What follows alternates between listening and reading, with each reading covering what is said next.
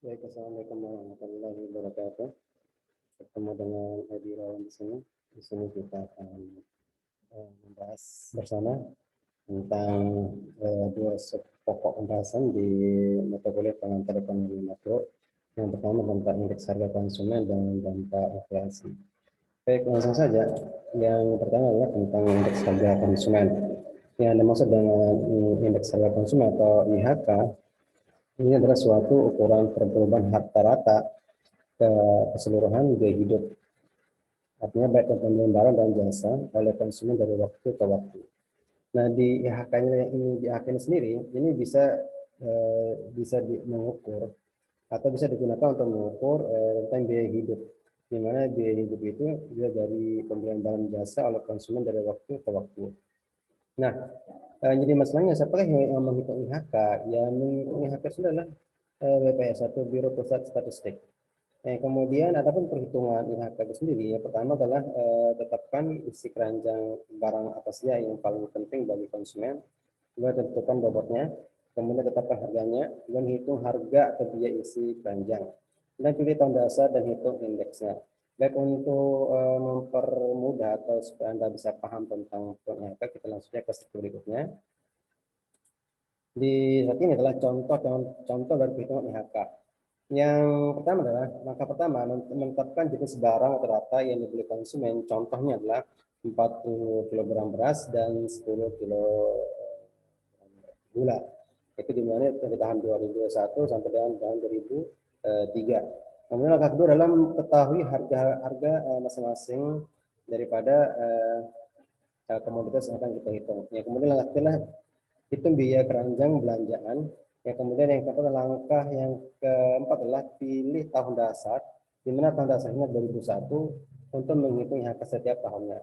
Baik, di tabel yang ke sebelah kanan ini ada 3 tabel ya. Yang pertama tabel tahun dasar, di mana tadi harga beras, harga gula, dan tabel kedua dan ketiga tabel tabel untuk perhitungan untuk melihat gimana sih kita bisa menentukan IHK.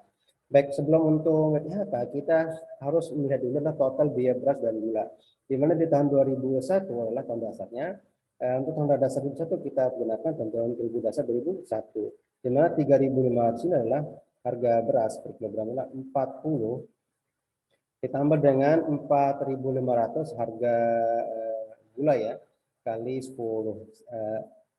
Supaya Anda paham, 10 dan 40 apa? 10 40 contoh daripada harga beras per kilogram. Di sini adalah 40 kilogram, kemudian untuk beras dan 10 kilogram untuk gula. Yang kemudian di tahun 2002 kita nanti perhitungan adalah 4.000 dikalikan dengan 40 ditambah dengan 5.000 dikalikan dengan 10. Hasil dari perkalian ini kita tambah, maka akan menghasilkan 210.000.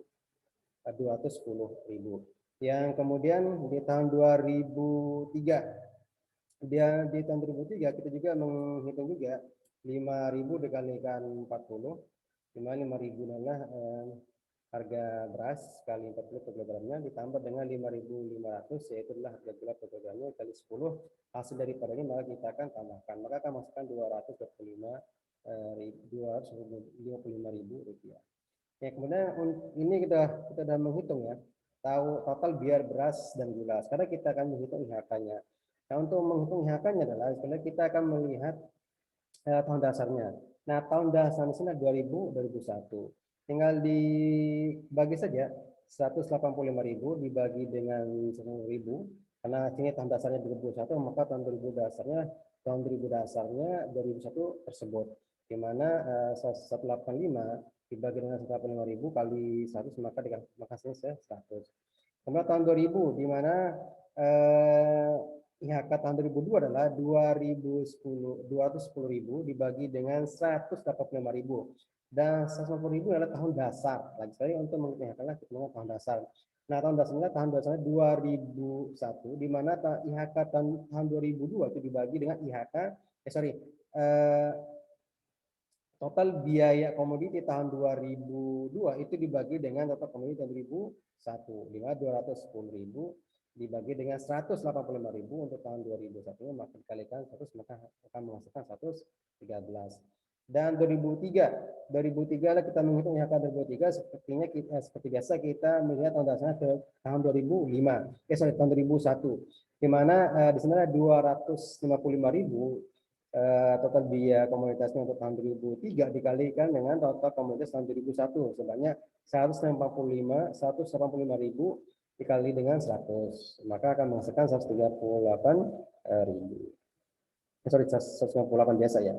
Dan yang kemudian adalah untuk mengetahui inflasi atau laju inflasi, IHK ini juga fungsinya juga mengetahui inflasi tersebut. Artinya gimana kita bisa mengetahui laju inflasi tanpa kita mengetahui IHK. Artinya IHK juga merupakan indikator untuk menghitung daripada laju daripada inflasi. Sehingga sinilah rumusnya dari mana IHK T dikurangi IHK T tahun dasar, kemudian dibagi dengan IHK tahun dasar kali 100. Ini bukan adalah IHK untuk melihat pada laju inflasi.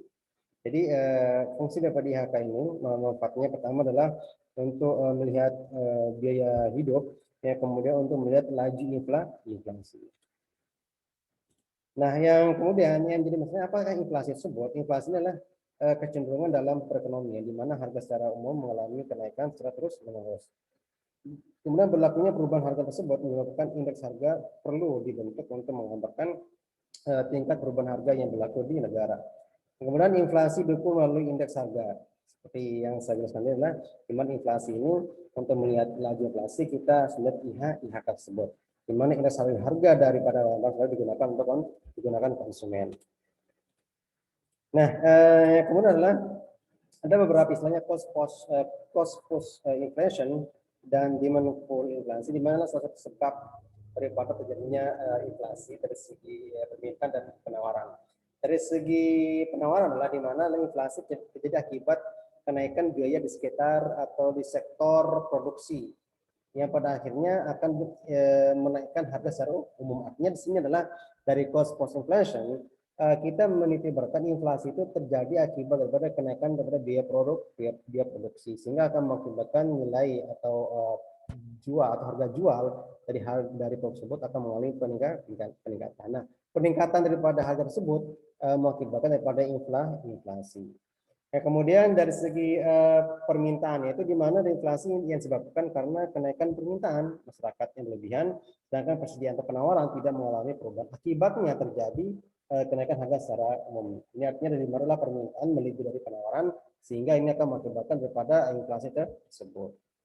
Kemudian inflasi dari segi luar dalamnya, itu di sini adalah di mana inflasi dalam negeri, yaitu inflasi yang memang bersumber dari dalam negeri tersebut, artinya banyak permintaan dalam negeri sehingga menghasilkan inflasi tersebut. Kemudian imported inflation, di mana yaitu inflasi yang terjadi akibat adanya kenaikan harga di luar negeri yang kebetulan menjadi mitra dagang negara tersebut, sehingga barang-barang yang diimpor akan mengalami inflasi sehingga menaikkan harga dalam negeri. Ini artinya adalah di mana harga barang impor itu tersebut mengalami peningkatan sehingga akan mengakibatkan adalah barang dalam negeri akan meningkat, tapi di satu sisi adalah harga barang produk lokal itu akan mengalami penurunan. Dan hal ini akan mengakibatkan yang namanya inflasi dari segi barang impor. Makanya disebut sebagai imported inflation. Nah, sekarang apa sih akibat dari inflasi? Akibat dari inflasi kita lihat dari dua segi. Pertama akibat buruk kepada perekonomian dan akibat buruk kepada individu atau masyarakat. Yang pertama adalah akibat buruk kepada perekonomian, di mana inflasi mengalahkan penanaman modal secara spekulasi. Ya, di sini karena adanya gejolak kenaikan yang terus menerus sehingga mau nggak mau akan mengalahkan penanaman modal dari segi spekulasi.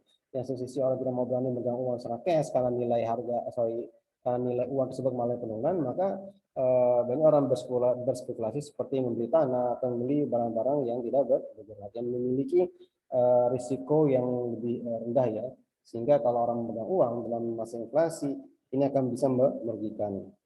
Kemudian tingkat bunga meningkat dan akan mengurangi investasi. Di tingkat bunga karena akibatnya investasi tersebut, maka tingkat bunganya akan mengalami peningkatan, tapi sisinya akan mengurangi investasi karena permintaan terhadap uang tersebut melalui pengurangan akibat oleh peningkatan suku bunga. Sehingga sini adalah akan mengurangi pada laju pada investasi tersebut. Tapi inflasi menimbulkan ketidakpastian mengenai keadaan ekonomi, ya betul. Di poin ini adalah di mana dengan ada kenaikan harga gas menerus, orang tidak berani melakukan suatu inovasi-inovasi yang sehingga akan menghasilkan keuntungan. Karena apa? Karena di sini sisi adalah inflasi tersebut menurunkan harga, menurunkan nilai daripada uang tersebut, di mana harga-harga barang mulai peningkatan. Kemudian adalah sisi adalah karena perekonomian begitu tidak menentu, sehingga ini mengakibatkan adanya ketidakpastian terhadap pertumbuhan ekonomi tersebut. Kemudian menemukan masalah neraca pembayaran.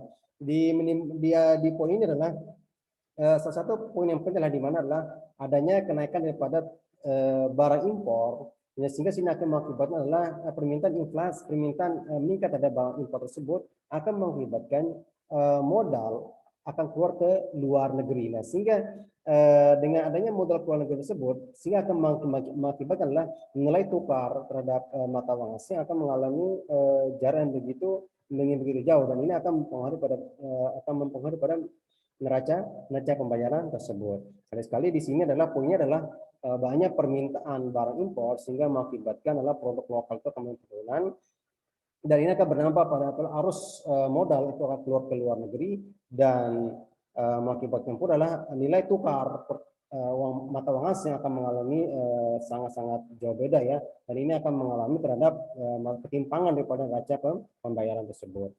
Kemudian di poin kedua adalah akibat kepada individu atau masyarakat. Yang pertama memburuk distribusi pendapatan. Dengan adanya masalah inflasi di sini adalah akan mengakibatkan beberapa hal. Yang pertama adalah orang lebih banyak melakukan pembelian terhadap tanah, bangunan. Kemudian sisilah dengan adanya nilai uang tersebut mengalami kemerosotan, orang lebih suka membeli barang-barang yang lebih yang tidak bergerak seperti tanah, bangunan dan sebagainya.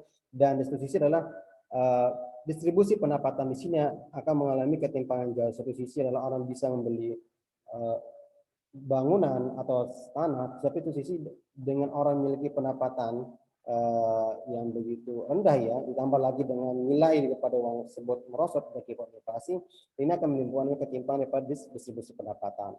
Kemudian pendapatan real merosot dan nilai tabungan merosot, ini juga akibat dari inflasi dari segi individu atau masyarakat. Kita ketahui adalah bahwasanya dengan ada peningkatan inflasi, walaupun gaji naik, misalnya ada peningkatan gaji naik, tapi di sisi adalah inflasi mengalami peningkatan, ini akibat adalah yang tadi gaji mengalami kenaikan tidak begitu signifikan karena diikuti oleh adanya inflasi tersebut. Oke, ini pembahasan tentang bab poin yang kelima, ya, di pertemuan kelima ini. Semoga bisa dipahami. Karena ini tugasnya bisa dikerjakan selama seminggu ke depan, ya.